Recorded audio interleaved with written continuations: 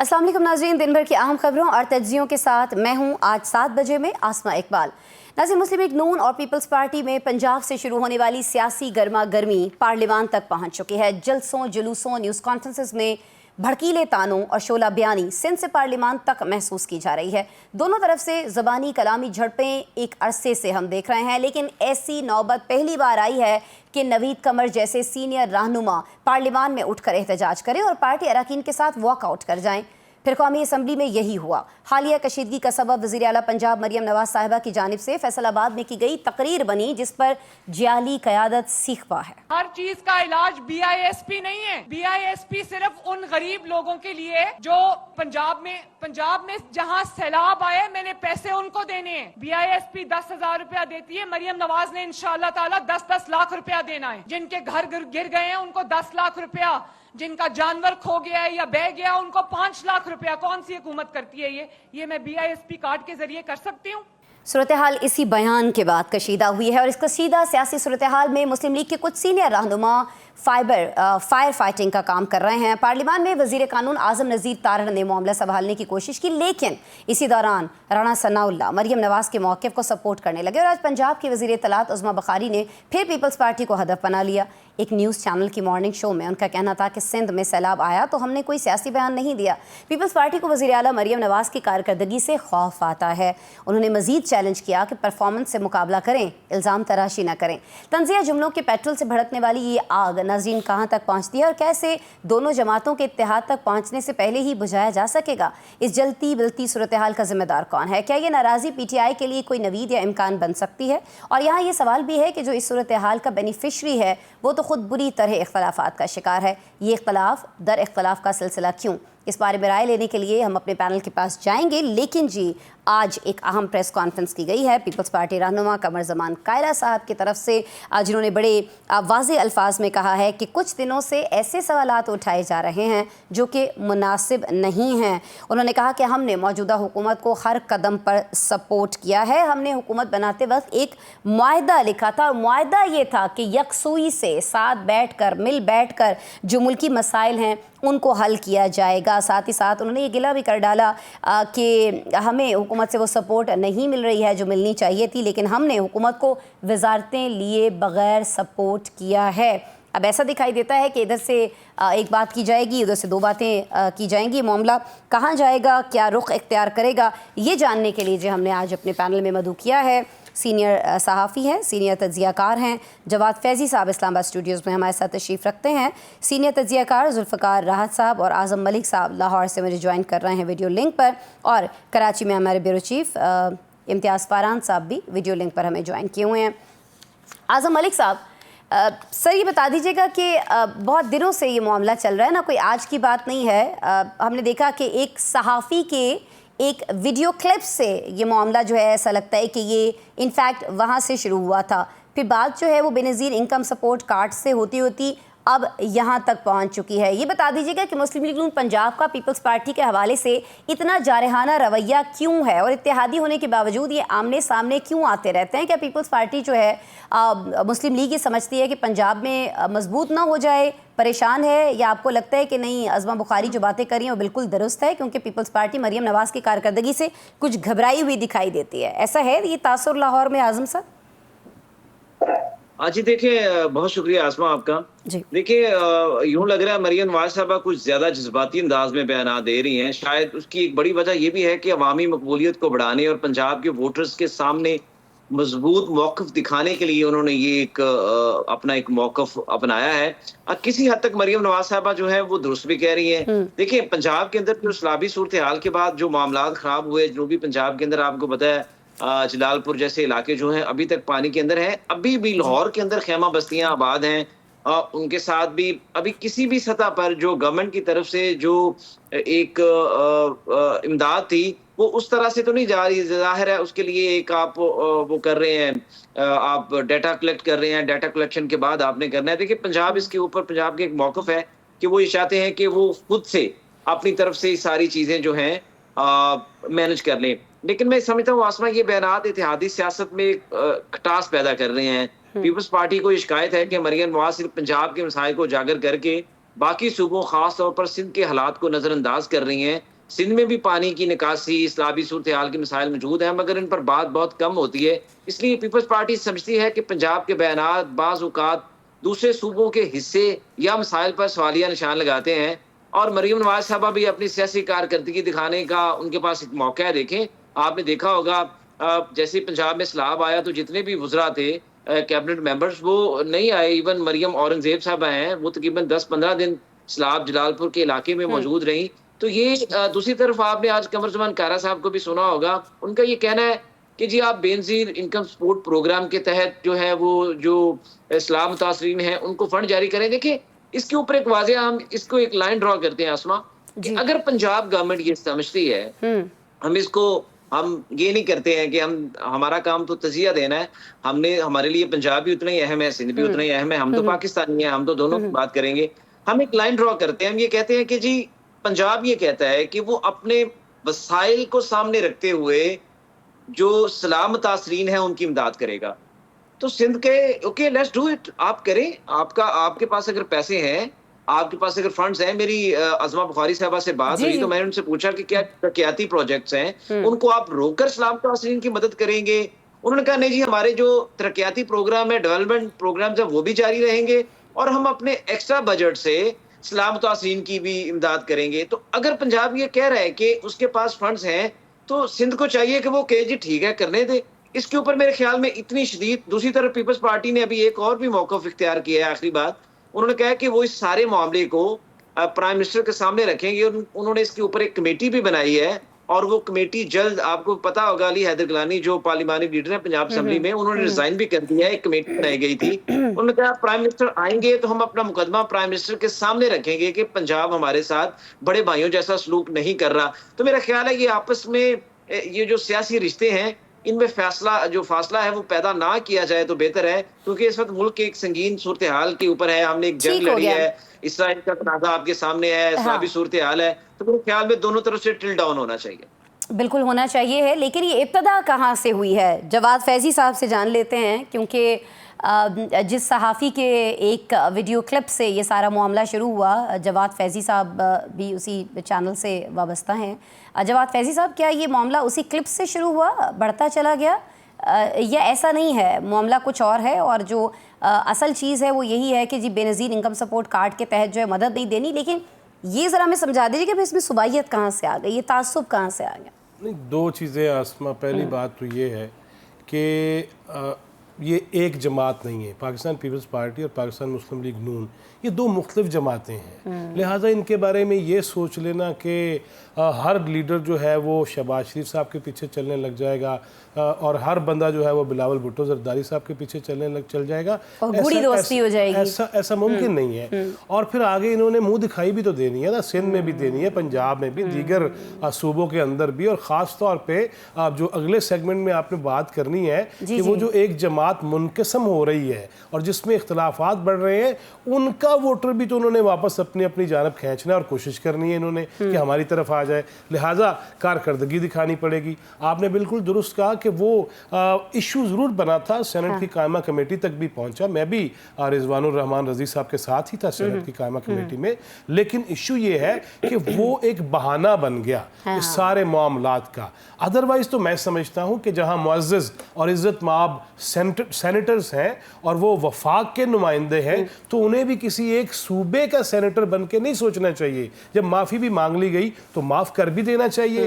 अगर आप पाकिस्तान खप्पे उस वक्त कह सकते हैं जब मोहतरमा बेनज़ीर भुट्टो की शहादत होती है, तो ये कोई बहुत ज़्यादा ऐसी बड़ी बात नहीं थी। हाँ, गलती हो गई एक बंदे से, उसने एतराफ़ कर लिया और एतराफ़ भी कर लिया, जाके माफ़ी भी मांग ली, लेकिन जिस तरह उसको तशहीर की गई उसकी, और जिस तरह तज़लील करने की कोशिश की गई, जिस तरह ट्रेंड चलाए, तो फिर शायद मामला वो आगे बढ़ा और फिर बढ़ता चला गया, और फिर उससे सैलाबी सूरत। अब देखिए, मैं एक सैलाब पे भी एक बात कहना चाहता हूँ। मैं इसहाक डार साहब लंदन में थे, और अब की बार नहीं, जब ये लास्ट टाइम गए, और वहाँ पे मुलाकातें की उन्होंने और कुछ मीटिंग्स में उन्होंने जाना था। मैंने उन्हें मैसेज किया कि जी सैलाबी सूरत हाल के हवाले से लास्ट टाइम जब सैलाब आया था 2022 में और सेक्रेटरी जनरल UN भी आए थे, उस वक्त ये बातें भी हुई थी, वापस जाके आप दीदा होके उन्होंने कहा भी था पाकिस्तान का इसमें कोई कसूर नहीं है इस मौसमियाती तब्दीली के अंदर, तगय्युर और तबद्दुल के अंदर, लिहाजा इस पर कोई अब कहा जाएगा, मुतालबा किया जाएगा कोई फंडिंग का। उन्होंने मुझे, मेरे पास महफूज है अब भी, उन्होंने मुझे कहा यार खुदा दा खौफ करो, हजूर है की गल करते पे हो, क्या हम एक तरफ मुआशी तौर पे आगे बढ़ने की जब बातें करेंगे, मुआहदे करने की बातें करेंगे और साथ ही हम दस्ते नगर हो जाए कि हमारे यहाँ सैलाब आ गया जी साड़ी मदद करो और हमारी इमदाद की जाए, तो ऐसी बात बिल्कुल ना कीजिएगा।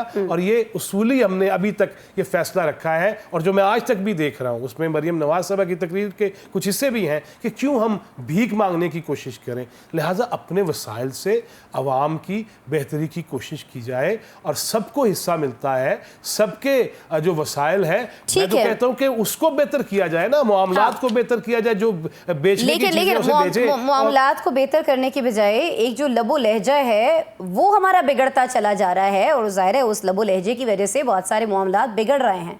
लेकिन इसकी असल मैं समझता हूं कि शाह से ज्यादा शाह के जो वफादारों वाला मामला भी है ना वो भी इसमें बहुत ज्यादा आग लगा रहा है। और ये बिलावल भुट्टो या शहबाज शरीफ या नवाज शरीफ साहब ने नहीं कहा होगा कि जी आ जाओ फिर चुक दो काम, लिहाजा ये जो काम चुकने वाला काम है ना इससे थोड़ा सा परहेज करना चाहिए कि हमने मुल्क को अगर आगे लेके जाना है और जो हमारी दुनिया में जिस तरह पाकिस्तान को देखा जा रहा है अंदर से भी हमें उसकी कोशिश करनी चाहिए। आप वजह फरमा रहे हैं, बिलावल साहब ऐसा नहीं चाह रहे होंगे, शहबाज शरीफ ऐसा नहीं चाह रहे होंगे, लेकिन वो इसको रोक तो सकते हैं। अब तक रोका क्यों नहीं जा रहा है? इम्तियाज फारान साहब ये सर मुझे जरा बता दीजिएगा, क्यों बिलावल भुट्टो साहब भी जब एक प्रेस कॉन्फ्रेंस करते हैं तो वो सीधी सीधी BISP के हवाले से बात करते हैं, किसानों की मदद करने की बात करते हैं, स्कार्ट के तहत करने की बात करते हैं, बहुत सारे और मामलात का जिक्र करते हैं, लेकिन कोई भी अपने लोगों को यहाँ पर हमें रोकता हुआ दिखाई नहीं देता, जिस जानिब जवाद फैजी साहब ने इशारा किया है। और सर कुछ हमें समझाइएगा कि इस वक्त पंजाब में क्या सोचा जा रहा है, समझा जा रहा है? ये तो हमने अपने दोनों जो हमारे साथ एनालिस्ट मौजूद हैं उनसे डिस्कस किया। सिंध में इस बारे में क्या सोच पाई जा रही है? क्यों भाई एक कार्ड जिसकी 10-12 हज़ार 16 हज़ार लिमिट है उस कार्ड से तो 10-10 लाख रुपए नहीं दिए जा सकते ना, तो मामले को क्यों इतनी हवा दी जा रही है फिर सर वहाँ से? मैं ये नहीं कह रही सिर्फ वहाँ से, दोनों तरफ से, लेकिन वहाँ से भी चीज़ हो रही है। बिस्मिल्लाहिर्रहमानिर्रहीम। देखें, जिसने भी बिलावल भुट्टो जरदारी साहब को ये प्रेस कॉन्फ्रेंस जब चाइना से वापस आए प्रेस कॉन्फ्रेंस करने का मशवरा दिया, वही सबसे ज्यादा जिम्मेदार है इस तमाम सूरत हाल का।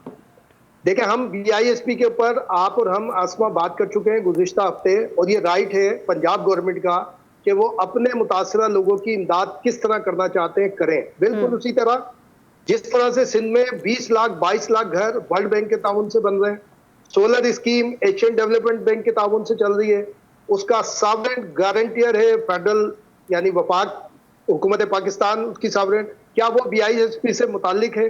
क्या वो उसका कोई बेनजीर इनकम सपोर्ट प्रोग्राम से उसको दिया जा रहा है कि जिसका नाम बेनजीर इनकम सपोर्ट प्रोग्राम में होगा ये मदद सिर्फ उसी को दी जाएगी? वो जरूर होंगे इसके अंदर शामिल, लेकिन उसके अलावा भी शामिल होंगे। जाहिर है कि ये जो नुकसानात है ये कहीं 1 है कहीं 10 है, कहीं 1 रुपए का नुकसान हुआ है कहीं 10 रुपए का नुकसान हुआ है, ये मेजर करना है। और दूसरा देखिए, इसको बड़ा, मैं उस दिन भी आपको बताया था कि उस रोज जिस रोज बिलावल भुट्टो साहब को, क्योंकि आप देखें कि नून की तरफ से अभी तक कोई लीडरशिप नहीं है, आप राना सनाउल्लाह को मरकजी लीडर कह सकते हैं लेकिन आप ये नहीं कह सकते कि सारा ग्रिप उनके ऊपर है, लेकिन पीपल्स पार्टी की तरफ से बिलावल भुट्टो को बराह रास्त इस कंट्रोवर्सी में शामिल किया कि शायद इसके अंदर वजन आ जाए, शायद इसके अंदर बात आ जाए, और उनको 2:30 बजे एक पिंक स्कूटी की डिस्ट्रीब्यूशन में जाना था। उससे पहले 12:30 बजे प्रेस कॉन्फ्रेंस का एहतमाम किया गया जो CM हाउस के अंदर हुई, उसके अंदर ये सारी बातें आई, और जो कि जो हम जिन्होंने ज्वाइन किया हुआ था, कम से कम ये 1-2 पॉइंट, जो ये Benazir income support programme, Shazia Marri जो इसके बहुत ज्यादा यानी सपोर्टिव भी है, इंचार्ज भी रही है, रुबीना खालिद है, ये खुद कमर जबान कारा ने जो आज किए, इनको बात करने देते। बिलावल भुट्टो को लाने का मतलब था कि इस मामले को हाइट देना चाहते थे। और मैं आपको इसमें आसमा, ये 2023 में मरियम नवाज की सिंध में एंट्री होनी थी और पूरा प्रोग्राम चेकआउट कर दिया गया था 2023 के इंतखाबात पे, नवाज शरीफ की मुदाखलत से, नवाज शरीफ की वजह से, क्योंकि जो यहाँ मुस्लिम लीग नून के लोग थ्रू आउट कराची से सक्कर जो मुस्लिम लीग नून के दोस्त हैं, मैं तो सबसे पहले कहता हूं कि इनको जो FIA के आए ना, जो बशीर मेमन साहब, नून को तो उन्होंने खत्म किया है सिंध के अंदर, और कोई काम ही नहीं किया उन्होंने। लेकिन उस वक्त पूरी प्लानिंग थी कि मरियम नवाज का एक विजिट होगा, और उस विजिट के बाद इन्होंने पूरा मेजर्स किया हुआ था कि जो सिंध में एक बड़े जो आबादगार कम्युनिटी शामिल है, वो बड़े वोटर है, कराची में 6 से 7। तो ये सारी सूरत हाल उस वक्त नवाज शरीफ की मुदाखलत से, क्योंकि मैं ये समझता हूँ कि अभी जो फैजी बात कर रहे थे, बिल्कुल पीपल्स पार्टी नून एक अलग नजरियाती जमाते हैं, सारी चीजें हैं। अब क्या नून कितनी मुश्किलात में आई थी गुज़िश्ता 1 साल पहले, पीपल्स पार्टी ने क्या कहा कि हम उसके सिर्फ इत्तेहादी हैं, हम किसी जगह साथी हैं। पार्लियामेंट के अंदर भी बात हुई, पार्लियामेंट के बाहर भी बात हुई, और जबकि आईनी जो ओहदे हैं, जो आप चेयरमैन सेनेट ले लें, प्रेसिडेंट ऑफ पाकिस्तान ले लें, और दीगर ओहदे वो इनके पास है, तो क्या नून के सहन में ये बात नहीं होगी? इसमें एक और बात बताऊं आपको, हो सकता है इसमें आसमा कोई प्री मेच्योर, ये मैं बात कर रहा हूं, तो यहाँ पे दोस्त बात कर रहे हैं, अगर ये मामला आगे बढ़ा तो अभी फैजी ने एक बात बोली है कि जो एक पार्टी में टूट फूट हो रही है, वहां सबसे ज्यादा डैमेज मुस्लिम लीग नून हुई थी, वापसी का मामला। अगर ये मामला ज्यादा बढ़ा तो इस बात के इम्कानात बढ़ जाएंगे कि बिफोर इलेक्शन आम इंतखाबात का इनेकाद बिफोर करा लिया जाए, क्योंकि नून समझ रही है कि उसके हक में है। इंटरनेशनली आप देखेंगे पीपल्स पार्टी ना सऊदी अरब के वायदे में शामिल है, ना सलामती काउंसिल के अंदर जो अटेंडेंस सही है, जितनी डील हुई है सही हो गया। इम्तियाज फरहान साहब, ये बड़ा अहम पॉइंट, अहम नुक्ता आपने उठाया है। आपको लगता है ऐसा जुल्फ़कार राहत साहब कि वाक़तन कहीं ना कहीं कुछ चेंजेस के लिए कोई प्लानिंग की गई है, और ये सारी सिचुएशन जो ख़राब हुई है ये उसी प्लानिंग के तहत की गई है, या आप समझते हैं कि अज़मा बुखारी साहिबा जो फरमा रही हैं वो बात सही है कि बहुत सारे लोग जो हैं वो जेलस फील कर रहे हैं मरियम नवाज साहिबा की पंजाब के अंदर परफॉर्मेंस से, और चूंकि अब उनके सूबे में उनको लगता है कि लोग उनसे सवाल करेंगे मरियम नवाज साहिबा की परफॉर्मेंस देखने के बाद, तो सारी सिचुएशन से बचने के लिए वो ये सारी चीज़ क्रिएट कर रहे हैं? आसमा, पहली चीज तो ये है कि ये वो वक्त नहीं है जो इंटरनेशनल सूरत हाल है, जो भारत के साथ पाकिस्तान की सूरत हाल है, और जो खासकर पाकिस्तान में सैलाब आया, बहुत बड़े चैलेंजेस है जिससे वसीयत कौम हमें निपटना चाहिए। और जो लीडरशिप इंटरनेशनल चैलेंजेस को देख रही है, ये ऐसा वक्त बिल्कुल नहीं है कि आप पॉइंट स्कोरिंग में लग जाएं। यानी सैलाब के अंदर पूरी कौम जिस तरह एक चैलेंज को फेस कर रही है, एक नुकसान को फेस कर रही है, यानी 2022 से इतना बड़ा डिजास्टर है। उस वक्त यूएनओ ने कहा था कि $30 बिलियन का नुकसान हुआ है, तो अब तो $100 बिलियन से भी ज्यादा का नुकसान हुआ है जो एस्टिमेटेड है। लेकिन ठीक है, गवर्नमेंट समझती है कि वो खुद सारे मामला को निपट सकती है, और बाशी तौर पे उन्हें बाहर से कहीं से कोई ज़रूरत नहीं। जैसे फैजी साहब ने फरमाया, ज़ाहिर है फर्स्ट हैंड इंफॉर्मेशन दे रहे हैं, ये एक पॉलिसी से रिलेट करती है चीज़ के हमने तय किया कि हमने किसी से पैसे नहीं मांगने, बहुत अच्छी बात है। हमने 2022 में मीडिया के ऊपर सारी चीज़ों को हम लेके गए, और उस पर यूएनओ ने यहाँ पे सर्वे किया, और $15 बिलियन तो उस वक्त उन्होंने क्लाइमेट चेंज से दे दिया था, जिसका $11 बिलियन हम यूज नहीं कर सके। $3 बिलियन के हमने प्रोजेक्ट्स दिए। चलो, बहुत अच्छी बात है, पाकिस्तान की गवर्नमेंट में कैपेसिटी है। मरियम साहब भी यही कहती है कि हम खुद सबकी बहाली का काम, रिहेबिलिटेशन का काम कर सकते हैं, हमारे पास फंड्स मौजूद हैं। जहाँ तक बात है सिंध की और पंजाब की, इशू ये नहीं है कि रिजवान रजीक साहब का क्या इशू हुआ, फलां ने क्या कहा, मामला कहीं और है, मसाइल कहीं और है। मसाइल ये हैं कि एक तो पीपल्स पार्टी ये समझती है कि 2.5 साल हमारे साथ एक अंडरस्टैंडिंग हुई थी, नदीम अफजल चंद साहब ने जो कहा कि 2.5 साल की गवर्नमेंट का टर्न्योर एक तय हुआ था, उस पर भी अमल दरामद होता नजर नहीं आ रहा। नून लीग बहुत ज्यादा चैलेंजेस का शिकार थी, लेकिन हुआ ये कि कुछ चीजें गॉड गिफ्टेड होती है ना जी। वो शहबाज शरीफ साहब को कहीं से अल्लाह मियाँ की तरफ से एक ब्लेसिंग मिल गई कि एक तो इंडिया के खिलाफ पाकिस्तान को अल्लाह ने इज्जत दी, गवर्नमेंट कंफर्टेबल हो गई, पीटीआई का नैरेटिव भी पीछे चला गया, और फौज के खिलाफ जो लोग बातें करते थे वो भी नाकाम हो गए, तो गवर्नमेंट एक तरह से कंफर्टेबल हो गई। उसके बाद सऊदी अरब के साथ एग्रीमेंट हो गया, गवर्नमेंट मजीद कंफर्टेबल हो गई। अब पीपल्स पार्टी ये समझती है कि गवर्नमेंट तो सारे प्रॉब्लम से निकल रही है, फाइनेंशियली भी निकल रही है, पॉलिटिकली भी निकल रही है, और जो एक पॉलिटिकली ब्लैकमेलिंग थी उससे भी बाहर निकल आई, क्योंकि पीटीआई हिस्से बखरे हो गई, और जो नंबर ऑफ गेम थी नून लीग उससे भी बाहर निकल आई। अब ये 3-4 चीजों के बाद नून लीग पूरी तरह से गवर्नमेंट के अंदर ना सिर्फ अक्सरियत में चली गई बल्कि इंटरनेशनली और फाइनेंशियली वो हर तरह से उस दबाव से बाहर आ गई। सही हो गया। एक चिट प्राइम मिनिस्टर साहब की कहीं से लेके बिलावल साहब जेब में डाल के फिर रहे थे, वो चिट भी कहीं गुम हो गई है। अब उनको ये शक है कि वो चिट कहीं रायवंड चली गई है। वो मरियम साहबा ने कहीं किसी के जरिए पता नहीं इम्तियाज फरहान साहब ने उधर से कहीं से चोरी करके तो रायवंड में लाहौर पहुंचा दी है। तो ये भी गुस्सा है बहुत ज्यादा। तो एक गुस्सा नहीं है, सिर्फ BISP का इशू नहीं है, इशू और बहुत सारे हैं। ठीक है, इश्यूज और बहुत सारे हैं, लेकिन इन इश्यूज की वजह से ये जो बिगड़ती हुई सूरत हाल है, इसका फायदा क्या PTI उठा सकती है? ये दोनों जो नाराज इत्तेहादी हैं ये मान रहे होंगे, या कोई तीसरा तगड़ा फरीक जो है वो उन्हें फिर से एक पेज पर ला सकता है? इसको डिस्कस कर लेते हैं ब्रेक के बाद।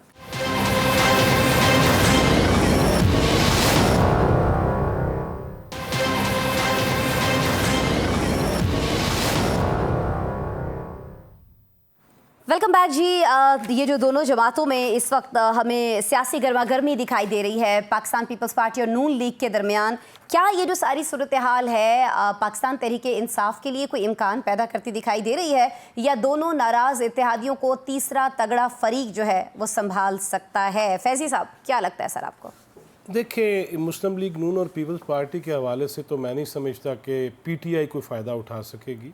उसकी वजह कि जब उनकी अपनी कश्ती में सुराख है और जब वो हचकोले खा रही है और जब अडयाला के बाहर गुफ्तगू कुछ और है, पेशावर का मंज़र कुछ और है, स्टेज का मंज़र कुछ और है, अवामी मंज़र और मनाज़र कुछ और हैं, और वहाँ पे जो निशानियाँ मैं वो बोल नहीं सकता जिस किस्म के इजहार किए जा रहे थे, इशारे किए जा रहे थे लीडरशिप के लिए, और फिर उसके बाद ख़ास तौर पे जो मुबैना तौर पे ये चीज़ भी अली अमीन गंडापुर साहब की आ रही है कि जी वो ख़ान साहब की फैमिली ज़रूर है, काबिल इज़्ज़त व एहतराम है, लेकिन जमात में उनके फ़ैसले नहीं होने चाहिए। सो उसमें मैं नहीं समझता कि PTI कोई फ़ायदा उठा पाएगी पीपल्स पार्टी या नून लीग से। हाँ, अब इशू ये है कि इस मौका पर ख़ास तौर पे KPK के अंदर उसमें मुकाबला है तमाम तर जमातों का। उसमें पीपल्स पार्टी भी है, उसमें JUI फे भी है, उसमें पाकिस्तान मुस्लिम लीग नून भी है, उसमें ANP भी कोशिश कर रही है। और वो कोशिश इस तरह से कर रहे हैं कि ये जो लोग जिन्हें किसी भी वजह से इकट्ठा किया गया और फिर इस सूबे के अंदर जो है वो 13-14 साल होने वाले हैं, लिहाजा इन लोगों की जो नफ़रत बढ़ रही है उस जमात से, और ख़ास तौर पे ये जो इस्तीफ़े आ गए हैं वो ज़रा के, और फिर इल्ज़ाम उसमें मुबैना तौर पे बड़े बहुत अहम है कि जी जब दिल करता है पैसे मांग लेते हैं, 13 करोड़ मांग लिए, 18 करोड़ मांग लिए, तो डेफिनेटली इन्होंने भी तो कहीं से देने हैं ना। लिहाजा ये सारी जो करप्शन की कहानियाँ हैं, इससे भी अब सूबे के अंदर, और मैं समझता हूँ सिर्फ सूबा और पाकिस्तान ही नहीं बल्कि ओवरसीज़ जो जिन्हें ये रीढ़ की हड्डी समझते थे और जो पाकिस्तान मुनाफरत, पाकिस्तान मुखालफ जो डिसइंफॉर्मेशन थी उसको फैलाते थे, उनके अंदर भी अब ये समझ बूझ शुरू हो चुकी है कि PTI जो है वो पाकिस्तान के ख़िलाफ़ हमें इस्तेमाल करती है। और इस सारी सिचुएशन में मैं समझता हूँ कि न सिर्फ ये कि PTI के लिए भी ये नुकसानदेह बात है, मुझे तो ये लग रहा है कि नून लीग और जो JUI है वो KPK के अंदर जो है PTI के वोटर्स को अपनी तरफ मतवज्जो करने में ज़्यादा तेज़ी दिखा रहे हैं, जो अहवाले वाकई है। और ख़ास तौर पे उसकी भी एक वजह है कि जब देखिए सैलाब आया KPK के अंदर, तो अमीर मकाम साहब हों, वफाकी वज़ीर और दीगर वज़रा हों, इवन अवैस लगारी साहब को मामूर कर दिया गया KPK के मामलात पे। लिहाजा वो भी लोगों ने देखा कि वफाक की जानिब से भी जो लोग आए हैं वो नून लीग के हैं। पीपल्स पार्टी को मैंने उस तरह से नहीं देखा, ना वो हुकूमत का हिस्सा है, लेकिन उन्हें जेस्चर के तौर पे भी वो देने के लिए भी कम से कम बिलावल साहब एक दौरा कर लेते या पीपल्स पार्टी वहाँ कैंप लगा लेती तो वो ज़्यादा फ़ायदा उठा सकती थी। लिहाजा जिसने वहाँ जो काम किया है उसको देखा जाए तो मुझे PTI के बहरहाल अब तो जो बैनुल-अक़वामी मुआहदे हो चुके हैं जिसका पहले जिक्र भी हुआ और जिस तरह पाकिस्तान के मामलात आगे बढ़ रहे हैं, मैनू नहीं लगता अडयाला दा बुआ भी नहीं खुलना और PTI मुझे मजबूत होती बहरहाल नज़र नहीं आ रही। आप भी यही सोचते हैं इम्तियाज़ फरहान साहब? PTI के लिए इसमें कोई मौका जो है वो पैदा होते नहीं आप देख रहे हैं, और एक चीज़ सर हमें ये समझा दीजिएगा कि ये जो सारा मामला हो रहा है, दोनों जानिब से जो इल्ज़ाम तराशी हो रही है, और ख़ास तौर पर मरियम नवाज़ साहिबा के बयानात जिसके बारे में सिंध की जानिब से कहा जा रहा है कि ये हमें भड़का रहे हैं और ये सारी सूबाइयत और इस चीज़ को हवा दे रहे हैं, इस सारे मामले में हैरत अंगेज़ तौर पर हम ये देख रहे हैं सरप्राइजिंगली नवाज शरीफ साहब जो हैं वो बहुत ज़्यादा खामोश हैं। तो क्या उनकी ये जो चुप है ये मरियम नवाज़ के लिए ग्रीन सिग्नल है, या आपको लगता है कि जो लोग शहबाज शरीफ साहब से बात करना चाह रहे हैं उन्हें कहीं ना कहीं ये मामला जो है ये नवाज शरीफ साहब के सामने उठाना चाहिए? हम सब ये समझ रहे हैं कि नवाज शरीफ खामोश है और लंदन गए। सबसे ज्यादा इस वक्त एक्टिव गुज़िश्ता 1 से 1.5 साल में अगर कोई पॉलिटिशियन पाकिस्तान में एक्टिव है तो उसका नाम है नवाज शरीफ। फजलुर रहमान से भी मुकम्मल राब्ते में है वो, महमूद खान अचकजई साहब से भी राब्ते में है, अख्तर मेंगल से भी राब्ते में है, और हमारे जो बलूचिस्तान पार्टी के डॉक्टर अब्दुल मालिक उनसे भी टू मच कांटेक्ट में, सिंध में भी टू मच कांटेक्ट में। आप इसहाक डार की एंट्री को हर जगह, सलामती काउंसिल हो या बड़ी बड़ी मुलाकातें हो, इसहाक डार की एंट्री को आप किस मानों में लेते हैं? उनका नायब वजीर आजम बनाया जाना सब नवाज शरीफ। इस वक्त हो सकता है हम उसके ऊपर बहुत सारे तमस्कर भी उड़ाने की कोशिश करते हैं, और यार वो ते वेला बैठा है, उते भजदा फिरदा है, और वो नहीं, वो सारी एक्टिविटी देखेंगे बिहाइंड वो कहीं ना कहीं मौजूद है। और पीपल्स पार्टी के अगर माजरत, आप ये कहना चाह रहे हैं कि जो चीज़ भी हो रही है अच्छी है, बुरी है, आपस में इल्ज़ामात है या यकसुई है मुख्तलिफ मामलात के ऊपर, ये सब नवाज शरीफ साहब की मर्जी या उनकी प्लानिंग से हो रहा है? देखिए, कहीं ना कहीं प्लानिंग होगी, उसमें एक्सिस हो जाती है, जिसको कम्युनिकेट किया जाता है मैसेज वहां से हो जाए। इस वक्त जेयूआई और पीटीआई में फासले बढ़ चुके हैं। महमूद खान अचकजई भी कंफर्ट फील नहीं करते। तहरीक तहफ़्फ़ुज़ आईन पाकिस्तान बनी है, उसकी एक्टिविटी कहां पर है? कहीं नहीं है। अगर कहीं सबसे ज्यादा धांधली हुई है वो खैबर पख्तूनख्वा है। जेयूआई से जो एक रास्ते बने थे पीटीआई के, उसके बाद जेयूआई ने उसके ऊपर फोर्स नहीं किया था, वरना उसका नंबर 1 यही था कि वहां पे तहकीकात की जाए। और दूसरा, ये जो 2023 के इलेक्शन थे ना आसमा, ये मरून मिन्नत है चीफ जस्टिस फाइज ईसा के। पीटीआई का मसला ये है कि जो जो उसके लिए बेनिफिशियरी रहा है उसी की तजलील उसी के हाथों हुई है, और बड़े बड़े नाम लिए जा सकते हैं उसके अंदर। फाइज ईसा अगर उस वक्त वो टेकअप ना करते और टाइम ना देते कि जनाब इतने ही दिन के अंदर इलेक्शन होंगे, तो 2023 के इलेक्शन नहीं होने थे। अब ये सूरत हाल फिर से बनी है, जो फैजी ने पूरा एक कॉम्बिनेशन दिया है कि नहीं, सॉरी, जुल्फकार राहत साहब ने जो बताई है सारी सूरत हाल, बहुत सारी कंफर्ट जोन में गए। देखिए, सऊदी अरब पीपल्स पार्टी से कंफर्ट फील नहीं करता, पीपल्स पार्टी की लीडरशिप से। टर्की नहीं करता, ये एक चीज है। इंडोनेशिया, मलाइशिया, जिनकी एंट्री होनी है इकोनॉमिकली, बहुत बड़े पैमाने पे होनी है इकोनॉमिकली, वो भी कंफर्ट फील नहीं करते पीपल्स पार्टी की लीडरशिप के साथ, और ये बात सबको पता है। और नवाज शरीफ के साथ उनके बहुत अच्छे ताल्लुकात है, देरीना ताल्लुकात है सारे। अगर किसी मरहले पर कोई ऐसा मामला आया तो मैं तो कम से कम मिड टर्म इलेक्शन देख रहा हूँ, क्योंकि कंफर्ट जोन में है मुस्लिम लीग, और काफी खैबर पख्तूनख्वा में उसके साथ जेयूआई खड़ी भी है। एएनपी का टिल्ट ज्यादा वो है, लेकिन एमल वली है, बिलावल से बहुत नजदीक है। लेकिन जब पॉलिटिक्स की बात आएगी तो जाहिर है कि वो अपना कोई ना कोई फैसला लेंगे। पीटीआई, ये पीपल्स पार्टी, जब तक कोई ऊपर से कोई बहुत बड़ा हाथ ना हो, अब तो कोई इसके ऊपर हाथ रखने को तैयार नहीं है, कि उन्हें पता है कि बाजवा वाला हाल ये करेंगे, जनरल पेज वाला हाल करेंगे, ये बिल्कुल। और जो अली अमीन गंडापुर ने कहा है ना, आपको याद होगा अलीमा खान के हवाले से, मैं तो मुसलसल कहता रहा हूं प्रोग्राम में कि पार्टी के अंदर जो गड़बड़ वाली बात है वो सारी की सारी अलीमा खान के खाते में है। बहन जरूर है, लेकिन बहुत सारे, औरंगजेब आलमगीर की मिसाल दी जा सकती है, इक़्तिदार में था, अपने भाइयों को कहा रखा था। तो ये मैं समझ रहा हूँ कंफर्ट जोन में इस वक्त आ गई है नून।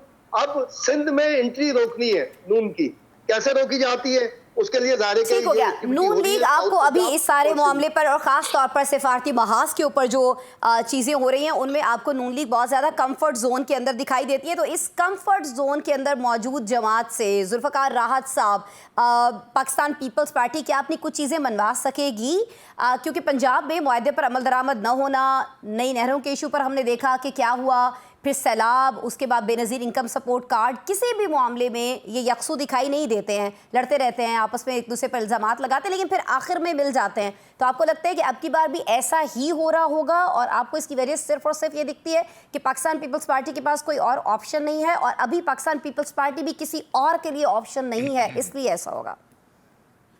देखिए आसमा, पहले ये इस तरह की बयानबाजी होती थी तो फौरी तौर पे प्राइम मिनिस्टर या नवाज शरीफ साहब मुतहर्रिक होते थे और बड़ों में मुलाकातें होती थी और चीज़ें, फौरी तौर पे हल हो जाती थी। अब पूरा मौका दिया जा रहा है बिलावल साहब को भी, मरियम साहबा को भी। तो जाहिर है एक कंफर्ट जोन में तो गवर्नमेंट है। नून लीग बिल्कुल इन स्टेटमेंट्स का और इन सारी चीज़ों का उस तरह से वो नोटिस नहीं ले रही। वो समझ रहे हैं कि कोई इशू नहीं, नंबर ऑफ गेम का इशू नहीं। पॉलिटिकली यही होता है ना कि आप ईवान के अंदर प्रॉब्लम है या सड़कों के ऊपर कोई इशू है। सड़कों के ऊपर सबसे बड़ी जो मकबूलियत की दावेदार पार्टी है वो कुछ नहीं कर सकी। पीपल्स पार्टी क्या कर सकती है? पीपल्स पार्टी तो स्ट्रीट पावर की जमात रही नहीं, फ्रैंकली स्पीकिंग। तो अब बदकिस्मती ये भी है इस मुल्क के अंदर कि कोई नेशनल पार्टी इस मुल्क के अंदर कभी रहने नहीं दी गई या को बन नहीं सकी। तो ये भी पॉकेट्स होती हैं। ये ज़हन में रखिए कि सिंध के अंदर नून लीग की तंजीम साजी, मुझे नून लीग के एक बड़े सीनियर लीडर ने, जो बड़े नजरियाती लीडर हुआ करते, तो बड़े अपसेट थे, परेशान थे। कहते हैं कि मैं तंजीम साजी कर रहा था, मुझे अचानक फोन आया कि सिंध में नहीं करनी। तो कहता है मेरा दिल करता है मैं पार्टी छोड़ दूं। तो ये पास का चीजें ये होती हैं, इस तरह से ली जा रही होती हैं कि सिंध की पॉकेट किसी के पास है, पंजाब की किसी के पास है, केपी किसी को देना है, तो नेशनल पार्टी को रहने नहीं देनी। तो सो इसको इस तरह से भी आप देखें। दूसरी जो बात अभी हो रही है ना कि ये नवाज शरीफ साहब को पता है या फलां को पता है, इसमें कोई शक नहीं कि नवाज शरीफ साहब, प्राइम मिनिस्टर शहबाज शरीफ साहब जरूर हैं। ये आसिम मुनीर साहब की जब अपॉइंटमेंट का इशू था उस वक्त भी उन्होंने एक ऑर्डर दिया था अपने भाई को, नवाज शरीफ साहब ने, और उन्होंने उसकी कंप्लाइंस की थी। बहुत सारे लोग माजी के अंदर ये सोचते रहे, शेख रशीद ने 11 दफा ये प्रेस कॉन्फ्रेंस की कि नून से शीन निकलेगी, शीन से पता नहीं क्या निकलेगा, वो नहीं निकली।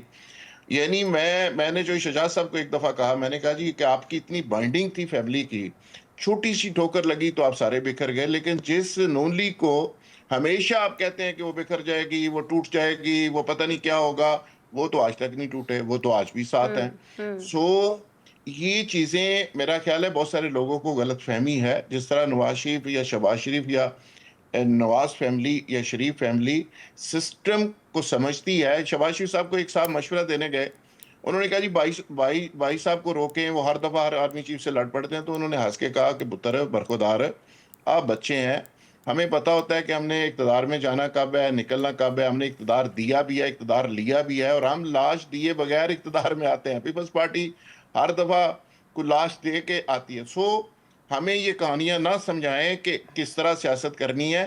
सो मैं समझता हूँ कि नून लीग इस सिस्टम की वो खिलाड़ी है जो सारी ऊंच नीच को समझती है, और पीपल्स पार्टी इसमें कोई शक नहीं कि वो छोटी मोटी ये बात कर रही है। लेकिन ठीक हो गया इसका प्रेशर, जो बात बुनियादी सवाल आपका था कि प्रेशर लेगी गवर्नमेंट के नहीं लेगी, मुझे नहीं लगता कि गवर्नमेंट उस तरह से प्रेशर लेगी। पुरानी तनख्वाह के ऊपर पीपल्स पार्टी को काम करना पड़ेगा। ठीक है आजम मलिक साहब, ऐसी क्या मजबूरी है पाकिस्तान पीपल्स पार्टी की? देखिए, जब ये हुकूमत बनाने का मामला हो रहा था इलेक्शंस के फ़ौरन बाद से, तो हमने देखा कि बिलावल भुट्टो जरदारी ने जो पहली ऑफ़र की थी वो बानी को की थी, पीटीआई को की थी कि आप हमारे साथ मिल जाइए, हम मिलकर हुकूमत बनाते हैं। तो आपको लगता है कि पाकिस्तान पीपल्स पार्टी की जो बेसिक रीज़न है बहुत सारे मामलात के ऊपर एक शोर करने की और उसके बाद एकदम से खामोश हो जाने की, वो पाकिस्तान पीपल्स पार्टी की अपनी मजबूरी है, या आपको लगता है कि कहीं ना कहीं पसे पर्दा बैठकर जिस तरह से कहा जा रहा है कि नवाज शरीफ बज़ाहिर खामोश है, असल में खामोश नहीं है, वो प्लानिंग ही ऐसी करते हैं कि उसकी प्लानिंग का कोई तोड़ नहीं है पाकिस्तान पीपल्स पार्टी के पास? जी आसमा, बहुत शुक्रिया। देखिए आसमा, जुल्फ़िकार आज साहब ने बड़ी तफसील से जो है ना वो ये समझाया है। देखिए, पीपल्स पार्टी का हुकूमत का साथ देने पर इसलिए मजबूर है कि एक तरफ वो मरकज में इक़्तिदार असर रसूख खोना नहीं चाहती, दूसरी तरफ उसे अपनी सिंध हुकूमत को हर सूरत महफूज रखना है। वफाक से जो अलहदगी की सूरत में न सिर्फ वजारतें और फंड से हाथ से जो है वो निकल जाएंगे, बल्कि सिंध के जो तरक्याती मनसूबे हैं वो भी मुतासर होंगे। इसलिए ये जो तनकीद है ये हुकूमत के साथ एक सियासी, आप समझें, एक मजबूरी है, और उन्होंने इसको जो है ना वो मतलब इसको चलाना है। इसके ऊपर कोई ऐसी बहुत सारी कंपल्शंस नहीं है। आपने देखा कि मार्का हक के दौरान जो थी तमाम पॉलिटिकल पार्टीज ने जिस तरह से गवर्नमेंट का साथ दिया, और एक मुल्की लेवल के ऊपर पूरी दुनिया को ये लगा कि यार ये आपस में लड़ते हैं, लेकिन जब भी इनके ऊपर मुश्किल वक्त आता है ये सारी सियासी पॉलिटिकल पार्टीज इकट्ठी हो जाती हैं। तो देखिए, इस वक्त जो एक लफ्जी जंग जो जारी है, मैं पहले ही कहता हूँ, देखिए अगर आपको अगर इशू है तो आप ऐसा करें, सिंध एक ऐसा मॉडल बनाए और वो मॉडल पूरे तीनों चारों सूबों में वो इम्प्लीमेंट करे और कहे कि आए आके देखिए हमने थर को जो है वो सिंगापुर बना दिया है, आए देखिए हमने लाड़काना को जो है वो टोक्यो बना दिया है, आए हमने हैदराबाद को जो है वो मेलबर्न सिटी बना दिया है, हमने सिंध को जो है वो न्यूयॉर्क सिटी बना दिया। आप अगर आपको कंपैरिजन करना है मतलब तो आप सिंध कारकर्दगी को एक दिखाएं, ऐसा बातें ना मॉडल, करें, कारकर्दगी आप दिखाएं। कारकर्दगी, जी जी, आप सिंध को एक ऐसा मॉडल बना दें कि वो बाकी तमाम पाकिस्तान के लिए मॉडल हो जाए। जो बंदा सिंध से आता है, जो लाहौर में या पंजाब में दाखिल होता है, तो पंजाब की तरक्की का जो है वो दीवाना हो जाता है, उसे लगता है, आप देखें नजर आता है। मैंने जैसे पहले बताया प्रोग्राम की शुरू में, आपको ये जो वुज़रा हैं, वज़ीर ट्रांसपोर्ट है, बिलाल यासीन है, अब मैं जितने भी वुज़रा हैं, मरीम औरंगज़ेब है, देखिए मेरा उनके साथ कोई ज़ाती दोस्ती नहीं है, लेकिन मैं देखता रहा हूँ कि 20-20 दिन ये लोग घर पे नहीं आए।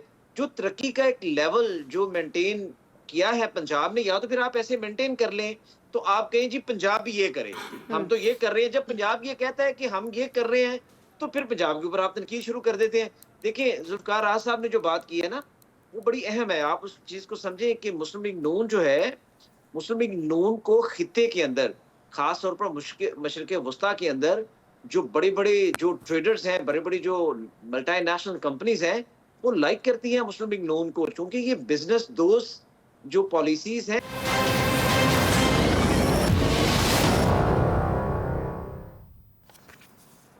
वेलकम बैक जी। कुछ बात कर लेते हैं मुल्की सरहदों से निकलकर आलमी सियासी सूरत हाल की। गाजा के लिए अमरीकी सदर डोनाल्ड ट्रंप का 20 निकाती अमन मंसूबा खटाई में पड़ता दिखाई दे रहा है। इजरायली वज़ीर आज़म का कहना है कि इस अमन मंसूबे में फ़लस्तीनी रियासत की कोई बात ही नहीं है। इस पर पाकिस्तान का मौक़िफ़ भी सामने आया है। वज़ीर ख़ारिजा इसाक डार के मुताबिक ये वो मुसवदा नहीं जो हमें भेजा गया था। उनका कहना था कि कुछ अहम निकात हैं जिन्हें हम शामिल करना चाहते हैं। इसका वाज़े मतलब तो यह है नाज़रीन कि मुसवदा तब्दील हुआ है। ऐसा हुआ तो फिर किसके दबाव पर यह तब्दीली हुई है और क्या इस तब्दीली के बाद इस पर अमल दरामद मुमकिन है? मुबस्सिरीन कहते हैं कि इस मंसूबे में बाज़ ऐसी शराइत शामिल है जिन्हें हमास के लिए काबिल कबूल समझना बहुत ज़्यादा मुश्किल है। फिर इजरायली वज़ीर आज़म की हुकूमत में 2 इंतहा पसंद वज़रा ने भी इस मंसूबे को तनकीद का निशाना बनाया है। इस सारी सूरत हाल में किस हद तक काबिल अमल है, जानते हैं अपने पैनल से। इम्तियाज़ फ़रहान साहब, इम्तियाज़ साहब ये कहिएगा कि नेतन्याहू साहब साफ ये कहते दिखाई दे रहे हैं कि इस मंसूबे में तो फ़लस्तीनी रियासत के क़याम की कोई बात हुई नहीं है। तो सर जब ये नहीं हुई है तो हमास इसको क्यों मानेगी, बाकी फरीकैन इसको क्यों मान रहे होंगे? इसाक डार साहब भी कह रहे हैं कि भाई ये तो वो मुसवदा नहीं है जो हमसे शेयर हुआ था। देखिए, इसको इस वजह से हमें तस्लीम करना चाहिए। आपको याद होगा शहबाज शरीफ साहब की जो स्पीच है, और इस रेफरेंस से जब भी बात हुई है तो 1967 का एक तो जो एग्रीमेंट है वो सामने आया, और ये आया कि जो बाउंड्रीज है 67 पे वापस जाएंगी, और इसको सपोर्ट किया था डॉक्टर यूनुस ने जो बांग्लादेश के हैं। उन्होंने भी अपनी जो साइड लाइन जो थी और प्रेस कॉन्फ्रेंस थी उन्होंने सपोर्ट किया था। इट मीन्स के उस वक्त तक ये बात चल रही थी। और फिर दूसरा ये जो 20 नुकात है ना, तो आसमा ये 20 नुकात की कल भी हमने बहुत इस पर गुफ्तगू की। ये 20 नुकात गाजा से रिलेटेड है। फलस्तीन, गाजा पार्ट ऑफ फलस्तीन जरूर है, लेकिन ये गाजा के लिए था कि गाजा में अमन कैसे होगा, हमास का स्टेटस गाजा में क्या होगा, चूंकि फलस्तीन में स्टेटस नहीं है उसका, गाजा में प्लान था एक तरह से। जी, गाजा के लिए था। तो इसमें नेतन्याहू का कहना ठीक है कि भाई इसमें फलस्तीन नहीं है, लेकिन फलस्तीन इब्राहिम अकॉर्ड में भी मौजूद है, फलस्तीन यूएनओ के रेजोल्यूशन में भी मौजूद है, फलस्तीन महमूद अब्बास की सूरत में एक स्टेट का दर्जा तस्लीम किए जाने के तौर पर भी मौजूद है। तो फलस्तीन का मसला जो है वही होगा जो कि जाहिर है कि फलस्तीन के अवाम चाहेंगे, और वो वापसी भी है यरूशलेम के हवाले से है, मस्जिद अक्सा के। यानी 67 में जब ये बात आई थी तो 67 में तो ये था ना कि जो मस्जिद अक्सा है उसका जो कंट्रोल होगा, उस सिटी का जो कंट्रोल होगा वो एक बिल्कुल ओपन इस तरह का कंट्रोल होगा जिसमें इसराइल का कोई असर रसूख उस तरह नहीं होगा, और अपर हैंड मुस्लिम कंट्रीज का होगा। तो ये स्टेटस मौजूद है ऑलरेडी, जो शहबाज शरीफ की अपना मौजूद है। तो हम इस पे कल भी हमने गुफ्तगू की थी, हमने कि ये अभी 20 नुकात सामने आए हैं, इस पर गुफ्तगू होगी। इब्तदाई तौर पर तस्लीम किया पाकिस्तान ने, नहीं एप्रिशिएट किया, इसको आगे बढ़ेंगे। एक सिर्फ मुझे अगर ये बात करने की इजाजत दें तो हम पिछले सेगमेंट में हम बात कर रहे थे, तो आप इसको खबर ले लें, जो आसिफ साहब का और नवाज शरीफ साहब का इस इशू के ऊपर राब्ता हुआ है। इस वक्त कायम मकाम सदर दूसरे हैं और आसिफ साहब अपना पॉलिटिकल काम एक तो कर रहे हैं। और ये बात सूरत हाल ये कि सिंध में कम से कम 120 62 शख्सियातें, पॉलिटिकल, नॉन पॉलिटिकल, ब्यूरोक्रेट्स, 120 के करीब तादाद बताई जाती है, 110 11 थी, 20 भी बताई जा रही है। ठीक है। उनका नाम ईसीएल में नहीं है, ईसीएल में नहीं है, लेकिन उनके फ्लाई करने पर पाबंदी है और उनकी फाइलें बहुत ज्यादा तैयार है। वजीर आला जब बिलावल भुट्टो साहब ने नौजवानों को शामिल किया था इस मरतबा 2023 के इलेक्शन के बाद, लेकिन उन्हें काम नहीं करने दिया जाता। उनकी नॉमिनी है वजीर आला मुराद अली शाह को काम नहीं करने दिया जा रहा। वक्त मेरे पास कम है जुल्फकार राहत साहब। काबीना में वजूहात नहीं थी तब्दीली की, लेकिन करवाई गई और ये सारी चीज आगे असरअंदाज हो रही है। ठीक है, ये सारी चीज़ जो है तब की वो आज असरअंदाज होती हुई दिखाई दे रही है। लेकिन जुल्फकार राहत साहब, मैं आपसे ये पूछना चाह रही हूँ कि इसाक डार साहब जो आज ये कह रहे हैं कि वो मुसवदा ही नहीं है जिस पर पाकिस्तान ने मुशावरत की थी, तो इसका तो मतलब ये है कि इसमें तब्दीली हुई है। और अब हम ये देख रहे हैं कि पाकिस्तान ने जब इसकी हिमायत कर दी थी और उसके बाद वो कह रहे हैं कि चेंज हुआ है। हमास ने भी अब एक मुतालिबा कर दिया कि इसमें कुछ तरामीम होनी चाहिए हैं। तो आपको नहीं लगता कि फिर ज़रा इंतज़ार कर लेना चाहिए था पाकिस्तान को हमास के जवाब का, उसके बाद हम अपना जवाब दे देते इस पर?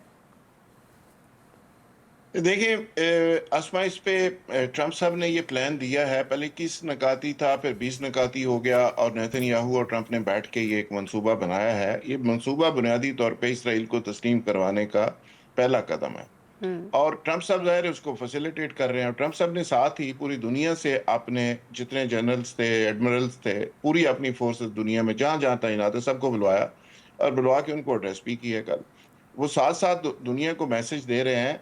और पहले ये बड़ा अनयूजुअली ये होता है, ये रूटीन में नहीं होता और ये बड़ा किसी एमरजेंसी बुनियादों के ऊपर अमेरिका के अंदर ये एक्शन होता है जो उन्होंने अभी किया। उनको एड्रेस भी दिया है, दुनिया को मैसेज भी दे रहे हैं और साथ साथ जैसे चौधरी उसका एक स्टाइल होता है उसी अंदाज में दुनिया को मुखातब कर रहे हैं। यानी गन पॉइंट के ऊपर वो ये एग्रीमेंट करवाना चाहते हैं। हमास को कह रहे हैं कि अगर आपने ये ना किया तो 3 दिन के अंदर ना किया कर देगा और वो तहस नहस करने में हम उसके साथ खड़े होंगे। अच्छा, ईरान को अलग से धमकियां दे रहे हैं, कतर के अंदर से कतर के ऊपर कतर पे हमला, वो अलग से एक कहानी है। तो ये डिप्लोमेटिकली ट्रंप साहब बहुत जल्दी में है, वो नहीं चाहते कि उनके हाथ से नोबेल इनाम जो है उसको वो भी हाथ से छूटे और ये भी इसराइल भी नाराज हो। लेकिन पूरी कहानी के अंदर, सारे अफसाने के अंदर फ़लस्तीन नाम की रियासत ना नज़र आ रही है, ना उनका बेचारों का राइट्स नज़र आ रहा है, ना उनका कोई प्राइम मिनिस्टर होगा, ना उनके कोई वोट होंगे, ना डेमोक्रेटिक उनका सेटअप होगा। ये किस तरह का नक्शा और किस तरह का प्रोजेक्ट है, पाकिस्तान इसको कैसे एक्सेप्ट कर सकता है? पाकिस्तान का दिल धड़कता है पाकिस्तान के अवाम का फ़लस्तीन के साथ कि हो नहीं सकता। बेशक लोग बहुत इल्ज़ाम लगा रहे हैं कि शबाशी साहब ने जहाज़ में इसराइलियों के साथ बैठ के इतने घंटे मीटिंग की, साइड लाइनों पे इतने घंटे की, फलाना बिक गया। फेक न्यूज़ बहुत ज़्यादा फैलाई जा रही है अपने नज़रियात के मुताबिक कि पाकिस्तान इस पे ऐसे चीज़ पे कॉम्प्रोमाइज़ करे कि जो फ़लस्तीन के अवाम की इंटरेस्ट के खिलाफ हो। ये हो नहीं सकता, पाकिस्तान नहीं करेगा।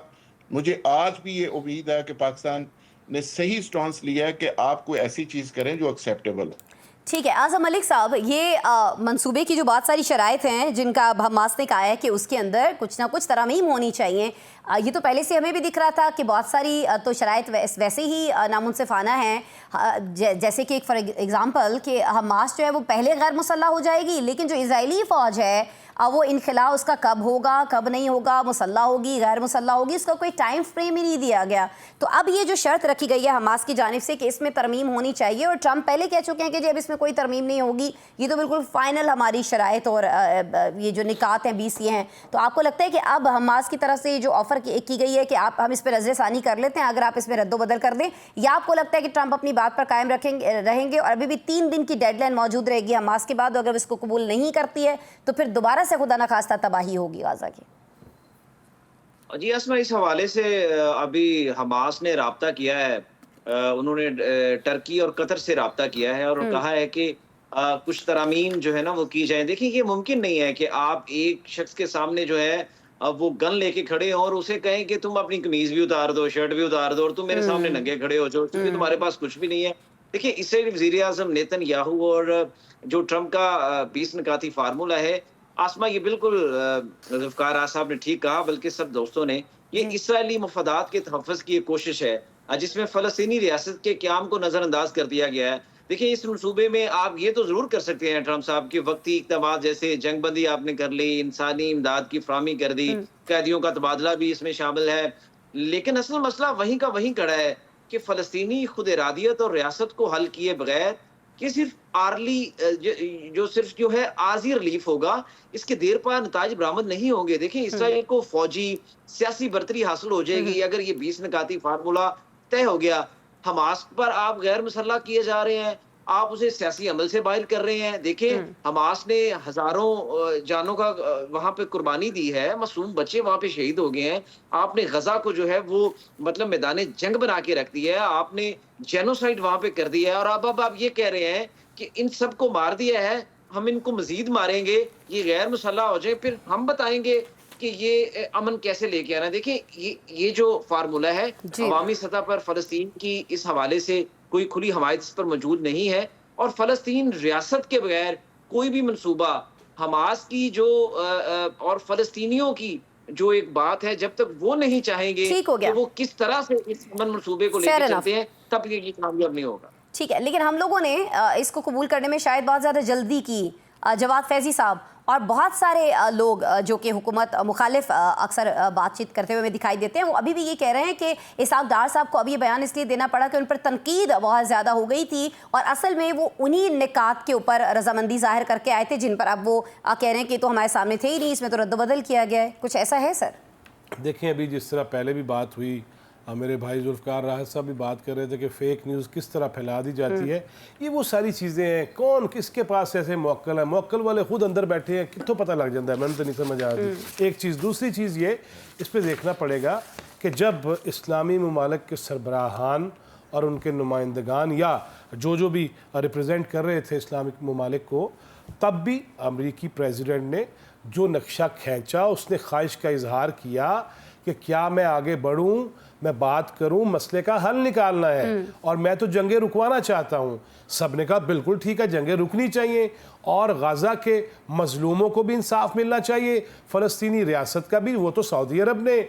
और उसके बाद देख लीजिए, सिर्फ मुसलमान ममालिक ही नहीं बल्कि दीगर ममालिक, उसमें ऑस्ट्रेलिया है, फ्रांस है, दीगर ममालिक हैं, उन्होंने भी कहा कि हम तस्लीम करते हैं, और कनाडा उसमें है, और दीगर ममालिक का ही नाम है। लिहाजा जब ये बात हुई, उसके बाद जब Pakistani prime minister, Pakistani field marshal, उससे पहले जब एक मुलाकात उसी जो इस्लामी ममालिक के सरबराहान के साथ मीटिंग थी, उस मौका पर वज़ीर आज़म और हमारे डिप्टी प्राइम मिनिस्टर वज़ीर ख़ारजा मिलते हैं, तो उसमें यही गुफ्तगू होती है कि इसका हल निकालते हैं और मुलाकात में बाकी बात करते हैं। अब जब एक बंदा ये कहेगा कि मैं जंगें रुकवाना चाहता हूँ, मैं इस्लामी ममालिक के तमाम सरबराहान के साथ जो बैठ के मैंने बात की है, मैं उस पर आगे बढ़ना चाहता हूँ, और अगर हमारा प्राइम मिनिस्टर या किसी भी दुनिया का कोई प्राइम मिनिस्टर भी होता, फील्ड मार्शल होता, वो यही कहता कि हाँ अपना किरदार अदा कीजिए, हम तो पहले ही आपको नामजद कर चुके हैं अपने वालों कि इन्हें नोबेल इनाम दे देना चाहिए, लिहाजा कीजिए, ये बहुत ज़रूरी है। जब ये सारी बातें हो गई, इसमें भी कोई शक नहीं है, डॉक्टर साहब ठीक कह रहे हैं कि जो बात तय हुई थी, जो चीज़ें बयान की गई थी, और अब जो चीज़ें सामने आई हैं नेतन्याहू के साथ खड़े होकर, वो यकसर तब्दील है। और इसहाक डार साहब ने तो ये भी कह दिया है कि ये तो हमें जो हमारी जो अंडरस्टैंडिंग थी वो तो ये थी कि सलामती कौंसिल जो है वो उसको मॉनिटर करेगी, अक़वाम मुत्तहिदा, लिहाजा खुद डोनाल्ड ट्रंप साहब ही सब कुछ करेंगे और टोनी ब्लेयर ही करेंगे, तो इस पे भी अभी बहुत सारे इख्तलाफात हैं। एक चीज़, आखिरी बात ये कि अब तक तो हमास को आप हिला नहीं सके, अब तक तो आप हमास का खात्मा नहीं कर सके। इसका मतलब है, ये बात भी ये पूरी दुनिया जानती है कि इसराइली मजालिम हो और अमेरिकन मजालिम भी हों, उनके बावजूद हमास को मिटा नहीं सके। लिहाजा ये कि 3 दिन के बाद फिर नेतन्याहू जो कहे, वो जो चाहे वो कर लेगा, उन्हें पहले घट की थी उनकी कर लेगा। लिहाजा इनका मखरू जो चेहरा नेतन्याहू का और अपनी ज़बान में जाके कुछ और बात करना, ये मजीद यहाँ हो रहा है। ठीक है जी, आपको लगता है कि ये जो सारी शराइत रखी जा रही हैं और फिर उसके बाद जिस तरह से धमकी आवेज़ रवैया इख्तियार किया जा रहा है कि आपके पास 3 दिन की डेडलाइन है, इसको एक्सेप्ट कीजिए वरना बहुत बुरे नताइज होंगे, ये नहीं होना चाहिए। इनफैक्ट ये जब निकात सामने रख दिए गए थे तो फिर हमास को इस पर मुज़ाकरात की दावत दी जानी चाहिए थी ट्रंप की तरफ से, न कि धमकी दी जानी चाहिए थी। जवाद फैज़ी साहब बहुत शुक्रिया सर, आप तशरीफ़ लाए। जुल्फ़कार राहत साहब, आज़म मलिक साहब, इम्तियाज़ फ़रहान साहब, आपने वक्त निकाला, आपका शुक्रिया। नाज़रीन, आपने प्रोग्राम देखा, कल मिलते हैं आपसे दोबारा, ख्याल रखिएगा अपना।